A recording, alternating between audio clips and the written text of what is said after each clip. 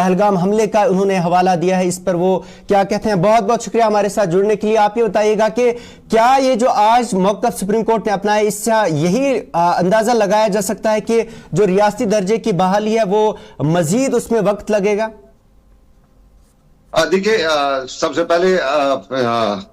इसमें बताऊं, रिजवान के मामला सुप्रीम कोर्ट का है और अभी कोर्ट का डिसीजन नहीं आया, ऑब्जर्वेशंस है और ऑब्जर्वेशंस में अपना अपना जो लायामल है या अपना अपना रुख है वो दिया जाता है। ऑनरेबल सुप्रीम कोर्ट को आज चूंकि पहलगाम का हवाला भी दिया गया तो साफ जाहिर है ये पिटीशन जो है ये पहले से ही कहीं न कहीं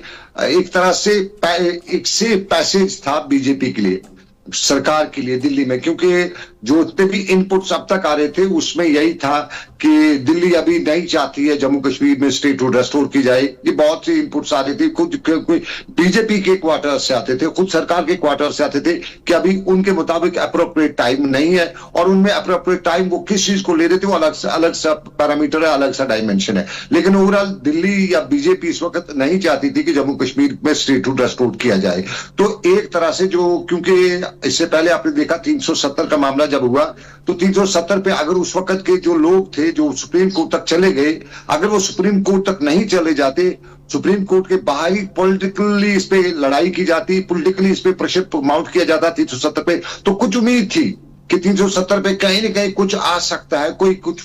प्रेशर सरकार पे किया जा सकता है। लेकिन चूंकि उसमें बाद में वो सुप्रीम कोर्ट मामला, सुप्रीम कोर्ट ने अपना डिसीजन दे दिया, तो सुप्रीम कोर्ट के डिसीजन के बाद 370 पे आप बात करनी ही बेवकूफी समझी जा सकती, क्योंकि सरकार या जो भी, चाहे वो कांग्रेस ही क्यों नहीं पावर में, वो भी बताएगी भाई सुप्रीम कोर्ट का डिसीजन है, इसमें हम कुछ नहीं कर सकते अब। तो इसी तरह ये जो मामला है इसमें भी जो मामला अदालत तक पहुंचा तो एक तरह से एक से पैसे दिया गया बीजेपी को इस सारे मामले पे कि अब जब सरकार से यहाँ की पॉलिटिकल पार्टीज, यहाँ की पॉलिटिकल लीडरशिप अगर गवर्नमेंट ऑफ इंडिया से ये पूछेगी या उन पे प्रेशर करेगी कि हमें स्टेट टू रेस्टोर कहे, तो वहां से आएगा कि भाई मामला तो कोर्ट में है, कंटेम्प्ट ऑफ कोर्ट हो जाएगा अगर हम इस पे कोई बात करेंगे, तो इसलिए इस पे कोई बात ही नहीं करनी है। देखते हैं कब सुप्रीम कोर्ट या इस पे डिसीजन देता है। तो एक तरह से पैकेज दिया गया, सेफ पैकेज।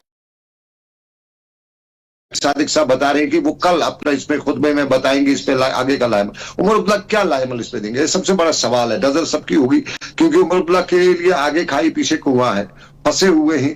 कई मामलात में फंसे हुए हैं। अभी तक बड़े बड़े इश्यूज पे उमर अब्दुल्ला की खामोशी ही बता रही थी, चुप्पी ही बता रही थी। जहां स्टेटमेंट या जहां पे ट्विटर उनके खामोश रहा उन मुद्दों पे, वो बता रही थी कि उमर अब्दुल्ला के आगे खाई है पीछे कुआं है। तो इस खाई और कुएं में फंसे उमर अब्दुल्ला कल भी कोई इतना बड़ा बात नहीं कर सकते, कोई बड़ा डिसीजन नहीं ले सकेंगे, क्योंकि एक तरफ से उनको सरकार है और सरकार जो दुनिया में कोई आदमी जो है वो इक़्तिदार से हाथ या इक़्तिदार छोड़ना नहीं चाहता है। कुर्सी की लालच हर किसी इंसान को है, चाहे यहाँ की वो कोई और पॉलिटिकल पार्टी होती है, नेशनल कॉन्फ्रेंस हो या उमर अब्दुल्ला हो, हर किसी को एक लालच भी है और इंसान की फितरत का तकाजा है कुर्सी चाहिए। और उसके साथ साथ जो पब्लिक प्रेशर उमर अब्दुल्ला पे माउंट हो रहा है, तो इन दोनों के बीच में उमर अब्दुल्ला बहुत ज्यादा फंसे हुए हैं। यहाँ की चूंकि यहाँ पे जो दूसरी पॉलिटिकल पार्टीज है वो पावर में नहीं है, तो इसलिए उनको इतने अकाउंटेबल नहीं बनाया जा सकता जितना उमर अब्दुल्ला या नेशनल कॉन्फ्रेंस इस वक्त बन रही है। तो ये एक तरह से जो ऑनरेबल कोर्ट का जो मामला है 8 हफ्ते की तारीख है, और चूंकि हमारी कोर्टों में तारीख पे तारीख जो है एक मशहूर मकौला भी है यहाँ पे, तो साफ जाहिर है अभी 8 हफ्ते की तारीख और 8 हफ्ते की तारीख में फिर आर्गुमेंट होंगे, फिर भी 8-10 हफ्ते और निकल जाएंगे। तो जितना बीजेपी एक टाइम चाहती है शायद उसी की तरफ उतना टाइम हो जाएगा। उसके बाद जब ऑनरेबल सुप्रीम कोर्ट दे या उसके बाद कौन दे वो बात की बात है, या ना दें, लेकिन फिलहाल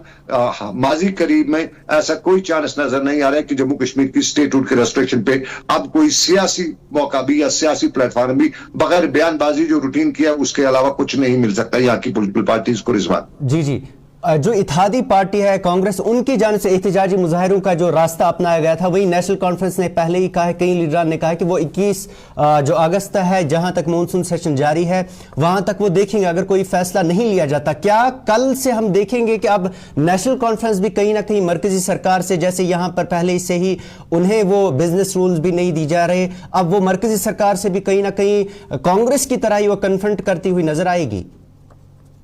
देखिए, सबसे पहले कांग्रेस जो है वो कन्फ्रंट्रेशन में नहीं है, एक्चुअली अपने वोट बैंक पॉलिटिक्स और खासतौर पे जम्मू की वोट बैंक, उनको मालूम है कांग्रेस को कि यहाँ पे कश्मीर में उन्हें वोट बैंक पॉलिटिक्स उतनी उनकी चल नहीं सकती है। यहाँ पे उनका जो अपने एमएलएज हैं या उनके लोग हैं, उनकी पॉलिटिक्स जिस तरह से वो चलाना चाहिए, वोट बैंक पॉलिटिक्स कश्मीर में कांग्रेस की नहीं चल सकती, क्योंकि कश्मीर में ज्यादातर जो पॉलिटिक्स है वो कई डायमेंशन पे है, उसमें इस तरह की कांग्रेस वाली पॉलिटिक्स यहाँ पे नहीं चल सकती। तो जम्मू में अपना वो पॉलिटिकल गेन हासिल करने के लिए उन्होंने 370 को या 35 इसको स्टेटहुड को मुद्दा बनाया हुआ है, प्रोटेस्ट वगैरह करें, तो एक्टिव रहने के लिए, इसके अलावा चूंकि पॉलिटिक्स में एक्टिव रहना ही जिंदगी होती है, तो ये एक तरह की वही है। लेकिन नेशनल कॉन्फ्रेंस के लिए एक्टिव रहे या पैसिव रहे, उसके लिए बड़ा परेशान मामला है। और चूंकि मॉनसून सेशन में जिस तरह पहले ही बताया गया था, कोई बड़ा फैसला जिस मॉनसून सेशन में इस हवाले से हो नहीं जाएगा, ये अंदाजा था, और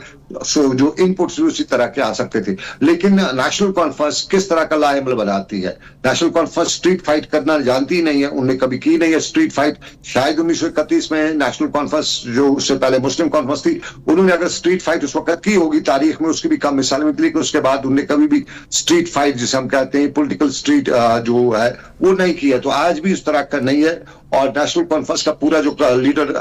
क्लाउड है, लीडर जो पूरा सिस्टम है, उनकी बयानबाजी तक रहेगी, महदूद रहेगी, बयानबाजी चलती रहेगी और इससे सरकार भी चलती रहेगी, दोनों तरफ से कोशिशें रहेंगी। लेकिन फिलहाल नेशनल कॉन्फ्रेंस को कोई बड़ा इससे नुकसान भी नहीं है सरकारी सतह पे। लेकिन हाँ, बड़ा नुकसान की अगर बात करें तो अगर फिर कभी यहाँ इंतखाबात होते हैं तो तब नेशनल कॉन्फ्रेंस को इसका खमियाजा, जो इनकी आज की सियासत है, इसका खमियाजा उन्हें भुगतना पड़ेगा। वो अलग सी बात है, जब आदमी पावर में होता है तो उसको नीचे सब कुछ ठीक ठाक नजर आता है, लेकिन जब पावर से बाहर जाता है तब उसको पता चलता है मैंने कहां पे गलतियां की। तो इस वक्त नेशनल कॉन्फ्रेंस जो है वो पावर में है, उन्हें हर तरफ से जी हजूरी भी होती है, सलाम भी बजते हैं, तो उन्हें लगता है सब कुछ ग्राउंड में ठीक ठाक है। लेकिन ओवरऑल इसका इंपैक्ट जो है नेशनल कॉन्फ्रेंस के लिए नेगेटिव पड़ ही रहा है, और नेशनल कॉन्फ्रेंस की सियासत के पर भी इसका मनफी असर पड़ रहा है। बहुत बहुत शुक्रिया अमित, तफसीलात से आगाह करने के लिए। हमारे साथ सीनियर